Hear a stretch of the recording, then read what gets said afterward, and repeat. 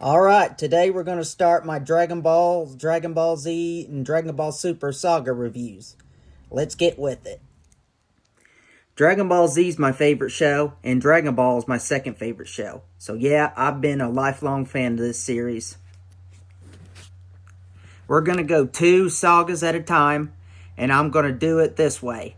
I'm going to rank the 3 things I like the best about it, 3 or more, and the 3 things about it that I don't like for each saga. One more thing.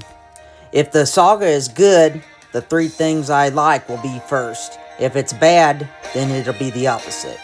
Alright, let's get with it.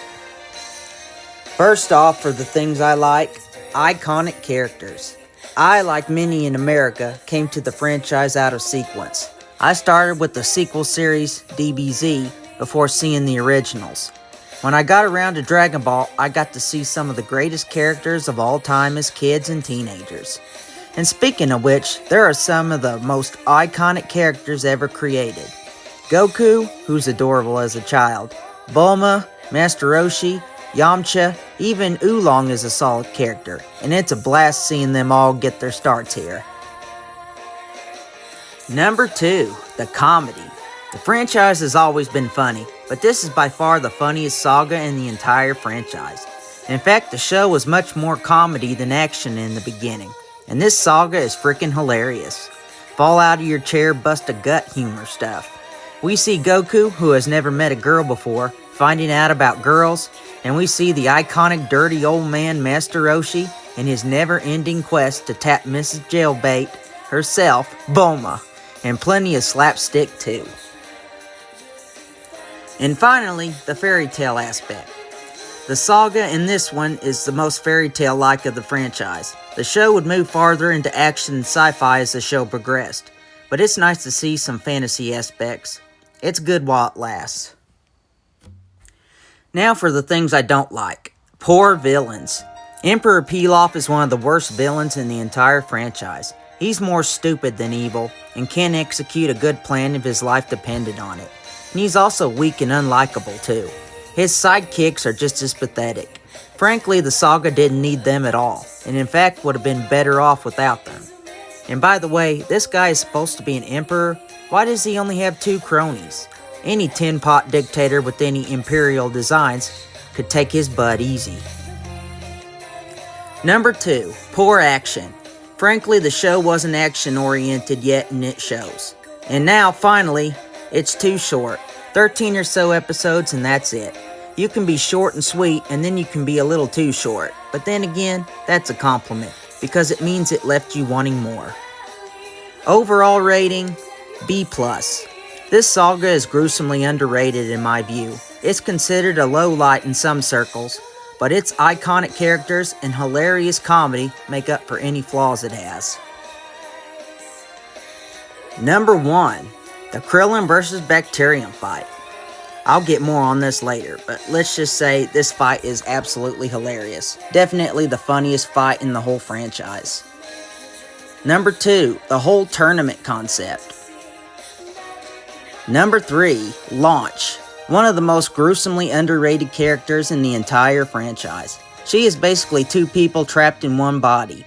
The main her is a purple-haired, shy sweetheart who can cook, but when she sneezes, she completely changes personalities and turns into a blonde bombshell with a nasty temper and a habit of shooting anything that walks and robbing anyone close blind. Think about it this way. She is the perfect woman to me. Everyone always debates Mary Ann and Ginger. Do you want the sweet and wholesome girl next door type in Mary Ann, or do you want the sexy and sometimes slutty but elegant Ginger? Personally, I'm a Mary Ann guy, but regardless, you can't go wrong. That's Launch. You get both girls in one body, and they're both drop dead sexy. And finally, Jackie Chun. Master Roshi wanted his students Goku and Krillin to enter the tournament but not win, because they would get big heads and think they were too good to train. So he invented the Jackie Chun personality, which is basically just Master Roshi with hair, to make sure they didn't win. Jackie Chun is hilarious. Things I don't like. Mediocre fights. The World Martial Arts Tournament concept is a winner, but the execution is a bit lackluster. There's 2 truly great fights, but the rest range from decent but gimmicky, short, and anticlimactic to even just plain lame. My biggest problem with this saga, in fact. It would be done much better later. Number 2, lousy training. When Krillin and Goku get with Master Roshi, they expect some really cool training techniques. What do they get? Farming. Yeah, that's right. I know it's about discipline and all that, but come on, couldn't Toriyama have came up with something better than this? And finally, no enemies. This is kinda petty, but all the other tournaments had major villains to be bested. This one just had Jackie Chun, and since he was really just one of the guys, it takes the intensity out of the saga.